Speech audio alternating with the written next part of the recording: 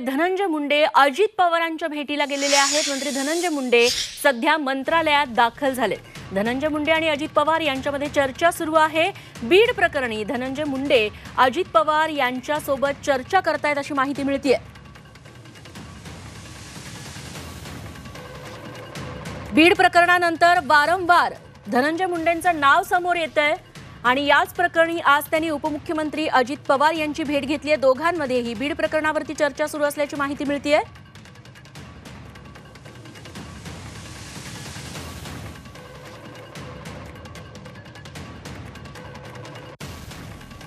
मंत्रालयात हे दोनही नेते एकमेकांशी चर्चा करतात। बीड प्रकरणी धनंजय मुंडे यांचं नाव वारंवार घेतलं जातंय। यात मित्रपक्ष असलेले भाजप आमदार सुरेश धस हे देखील आघाडीवरती आहेत। धस यांनी अजित पवारांचा देखील उल्लेख केलेला होता। तेव्हा या सगळ्या प्रकरणावरती दोन नेत्यांमध्ये सध्या चर्चा सुरू आहे। कपिल राऊत आमचे प्रतिनिधी या बैठकीबद्दल आपल्याला अधिक माहिती देतील। कपिल, तुमच्याकडे काय अधिक तपशील? नक्कीच आज काही वेळापूर्वी धनंजय मुंडे आणि अजित पवार यांची एका बंद दारात चर्चा सुरू झालेली आहे। खरं तर बीड प्रकरणावरती चर्चा अशी सूत्रांची माहिती समोर येत आहे। आपण पाहिलं तर सकाळी सर्व जे आमदार आहेत बीडचे त्यांनी राज्यपालांना भेट घेतली होती। तर जे धस आहेत जे आमदार भाजपाचे त्यांनी सांगितलं होतं की धनंजय मुंडे यांचा राजीनामा घ्यावा अशी मागणी आता जोर धरू लागलेली होती। या सर्व प्रकरणाचा आढावा देण्यासाठी धनंजय मुंडे जे आहेत ते अजित पवारांच्या दालनात पोहोचलेले आहेत आणि या दोघांची आता चर्चा सुरू झालेली आहे। नक्की ह्या प्रकरणामध्ये काय गोष्टी आहेत, काय होणं अपेक्षित आहे, या सर्व गोष्टीचा आढावा आता धनंजय मुंडे जे आहेत ते अजितदादांना देत आहेत आणि यांच्या दोघांमध्ये चर्चा सुरू आहे अशी सूत्रांची माहिती समोर येत आहे।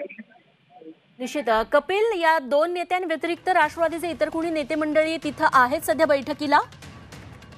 अजून तरी कोणीही दोघांमध्ये सध्या चर्चा सुरू आहे। कारण सेन्सिटिव्ह चर्चा असल्यामुळे ही जी चर्चा आहे ती सध्या दोघांमध्येच आहे, सुरू आहे। बंद दारात चर्चा सुरू आहे आणि बीड प्रकरणावरती चर्चा सुरू आहे, हे महत्त्वाचं आहे। निश्चित कपिल, त्यासोबतच धनंजय मुंडे यांनी मागच्या 1-2 दिवसांमध्ये कोणतीही प्रतिक्रिया देणं टाळलेलं आहे। धस यांनी जे आरोप केलेले होते, धस यांनी अजित पवारांचा देखील उल्लेख केलेला होता। दादांना त्यांनी साथ घातलेली होती। त्या सगळ्या पार्श्वभूमीवर या भेटीकडे नेमकं कसं बघायचं? आपण याच्या आधी पाहिलं होतं धस यांनी पण अजितदादा यांची भेट घेतली होती, वारंवार भेट घेतली होती। त्या संदर्भात त्यांनी मुख्यमंत्र्यांची भेट घेतलेली आहे आणि आता त्या पूर्ण सिस्टममध्ये राज्यपालांना भेटलं होतं आणि त्यांची एकच मागणी आहे का जी वाल्मिकी कराड आहे यांच्या मागचं जे सूत्रधार आहे ते धनंजय मुंडे असू शकतात आणि धनंजय मुंडे यांचा राजीनामा सुरू आहे तोपर्यंत राजीनामा घ्यावा अशी मागणी वारंवार होत आहे। आणि ह्या मागणीकडे मागण्याकडे कसं बघता अजितदादा, त्या सर्व गोष्टीचा उत्तर धनंजय मुंडे आता अजितदादांना काय देत आहेत किंवा जे काही अजितदादा समोर आलेलं आहे दसांकडून किंवा मग पोलिसांकडनं किंवा अनेक संस्थांकडनं, त्याची उत्तर आता धनंजय मुंडे कशा प्रकारे देतात, कशा प्रकारे यांच्यामध्ये चर्चा होते याकडे सर्वांचे लक्ष लागलेलं आहे। निश्चित वारंवार मागच्या सव्वा महिन्यांपासून धनंजय मुंडे यांना आता थेट टार्गेट केलं जातंय। बीड प्रकरणामध्ये त्यांच्या राजीनाम्याची देखील मागणी करण्यात आलेली होती, मात्र धनंजय मुंडे यांनी राजीनामा देण्यास नकार दिलेला होता। तर त्या अनुषंगाने या बैठकीत काही चर्चा होऊ शकते का, सुरू असू शकते का? नक्कीच याआधी आपण पाहिलं होतं का धनंजय मुंडे आपल्या मतावर ठाम आहे का माझं या कोणत्याही केसची काही संबंध नाही, या गुन्ह्याशी काही संबंध नाहीये, त्यामुळे मी राजीनामा देणार नाही, या मतावरती धनंजय मुंडे आपण आधी पाहिलं होतं ठाम आहेत। आता ज्या प्रकारे जोर धरू लागली आहे बातमी अनेक आमदारांकडनं, अनेक संस्थांकडनं, अनेक आंदोलन तिथे झालेली आहेत। अशी जेव्हा आणि हे जे वातावरण आहे हे प्रचंड तापलेलं आहे। जो बीड प्रकरण आहे ते सध्या चर्चेचा विषय झालेला आहे। राजकीय दबावही या बीड प्रकरणामध्ये समोर दिसतोय। जरांगे पाटलांसारखे लोकांनी यांना याच्यावर गुंड सुरू केलेला आहे। त्यामुळे एकंदरीतच आता धनंजय मुंडे हे राजीनामा देतात का, यांच्यावर राजीनामा अजितदादा घेतात का, याकडे सर्वांना लक्ष लागलं असलं तरी परंतु धनंजय मुंडे आपल्या मतावर ठाम आहेत का मी राजीनामा देणार नाहीये, कारण की या संदर्भात माझी कोणतीही चूक नाही। जी काही इन्क्वायरी करायची इन्क्वायरीला मी सामोरं जायला तयार आहे, परंतु मी राजीनामा देणार नाही, कारण की माझे याच्यामध्ये कसलीही चूक नाहीये, माझा कसलाही संबंध नाहीये। राजकीय वातावरण तापवण्याचं काम हे विरोधक करतायत किंवा राजकारण करण्याचं काम विरोधक करतायत अशी त्यांची ठाम भूमिका आतापर्यंत जी होती आणि त्याच भूमिकेत ते ठाम आहेत।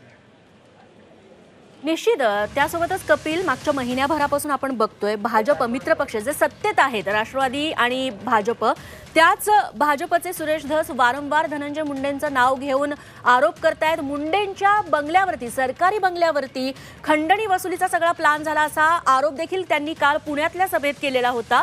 त्या अनुषंगाने देखील या नेत्यांमध्ये काही चर्चा होऊ शकते?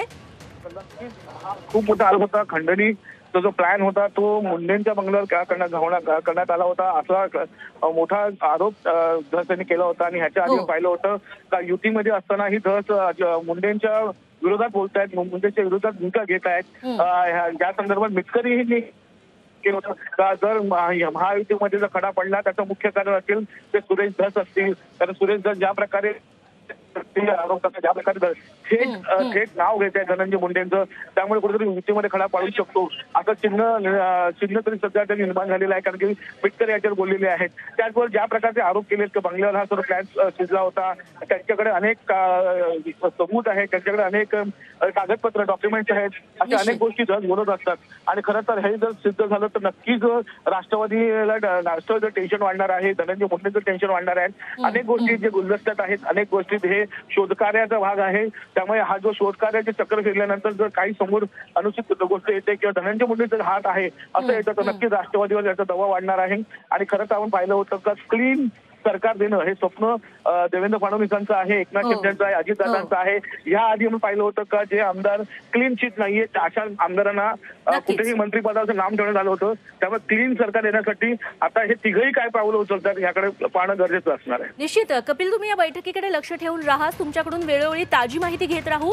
तुर्तास धन्यवाद या तपशिलांबद्दल.